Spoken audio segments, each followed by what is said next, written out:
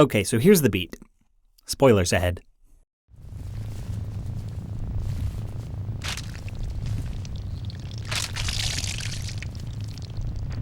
Ugh. Limbo is a game about monstrous circumstances. You are a child who awakens into some kind of, well, limbo. It's right there in the title. What little context there is has to be gleaned from external sources. According to some interviews, your young protagonist has come to this place, which as the game progresses increasingly resembles a nightmare, in search of his sister. It's your basic Orpheus and Eurydice setup, where you've traveled to the underworld to bring back a loved one. Viewed through that lens, it's not subtle. The game even opens with you crossing a river in a boat, like being ferried across the Styx. But the game itself tells you none of this. All it tells you is, you are here, and all you can do is what one does in a side-scroller. You move right.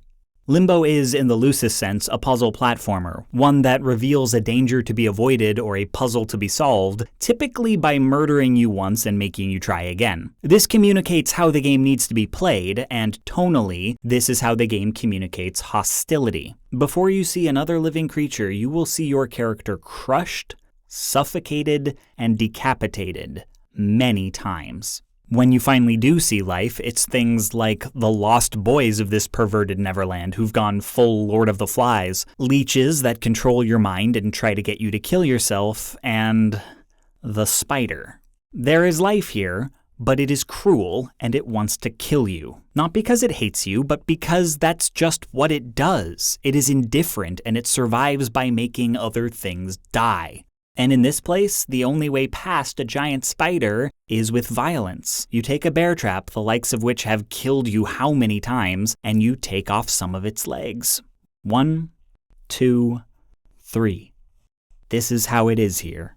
The spider terrorizes you through the whole first third of the game. You bypass it, it captures you, you escape. The other children mimic it to ward you off. They try to kill you, or most likely succeed once or twice. Then the spider kills them, and that could be a cathartic moment, like when in Jurassic Park they get saved from the velociraptors by the T-Rex, but there is no triumph here. Just, oh god, one terrible thing replaced with another.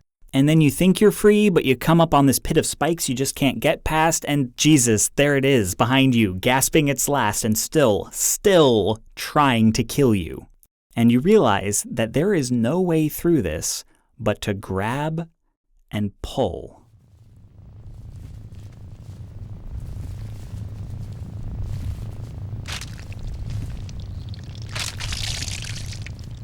Ugh. Much of what makes Limbo noteworthy is achieved through tone and atmosphere, the ominous, tuneless soundtrack, the shallow focus black and white.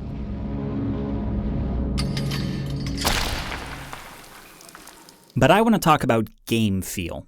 Limbo's silhouetted aesthetic is designed to make procedural animation look hand-drawn, so that everything the system does appears like a carefully directed animated film. But one thing setting it apart from an animated film, something you wouldn't get if you were simply watching all of this, like you're doing right now, is feel. For example, later in the game there's this switch you have to flip. Flipping the switch will change the game's state and allow you to progress. All that matters systemically is it flipped or isn't it? This is true of many games, which is why oftentimes designers don't even bother animating the things. The switch is either up or down, that's what's important. But here things are not so binary. The switch has resistance. You have to hold down the grab button and then pull on it until it gives. Effort has been put into simulating the tactile experience of flipping that switch. The metallic creaking sound, the animated effects, the math that determines how long it takes to give, to create for you some synesthetic sense of what it might actually feel like. That's game feel, and Limbo employs a lot of it. In a game, there is certain information that needs to be telegraphed to the player about the state of the game. You fire a gun, that gun needs visual and auditory effects to communicate that your mouse click was received and understood. Much of the artistry to game feel is about making aesthetic decisions about which visual and auditory effects to play. All of Vlambeer's hallmarks, the bassy punchiness of a shotgun, the freeze frames on bullet impact, the shaking of the screen, none of it is expressly necessary. You could communicate that the gun is firing and that it's hitting something with less pomp. It's there to make the game feel good. About 95% of game feel is that, making games feel good. Most of the other 5% is horror games that use game feel to make you disoriented or tense or just really, really engaged. And that's most of game feel, making you feel powerful or reminding you that you are not. Limbo in many ways resembles a horror game, but this sequence isn't exactly scary. It's unsettling. And it could have been otherwise. I mean, the spider has been, until this moment, a dangerous and unstoppable force that has threatened you throughout the entire game. It's functionally a mini-boss. This could play out like finally shooting down the helicopter in Serious Sam. But it doesn't. You don't feel empowered. When I first realized what the game wanted me to do and I played out this sequence, my face looked like this. You don't just rip the arm off this thing. You feel that pull. It resists, and then it gives.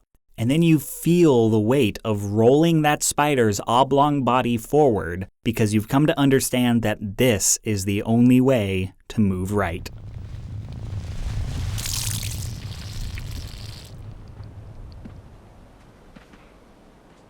This is how it is here.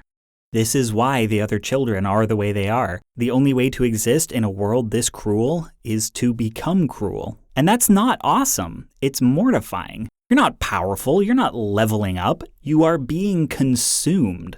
The spider is not the monster.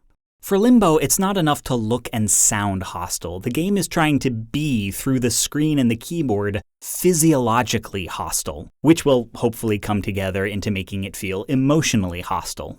Limbo isn't really interested in making you feel good, or specifically in making you feel scared. Though designers don't focus on them as often, there are a lot of other sensations game feel can evoke, and Limbo is interested in them. The feeling of scrabbling up a hillside, of sliding down a roof, of landing on a crumbling sign just before it collapses. In some of these instances, it's not clear what the game wants you to feel, or if it even cares what you feel. It just matters that you feel. That in moments like this, or this, or this, you feel something.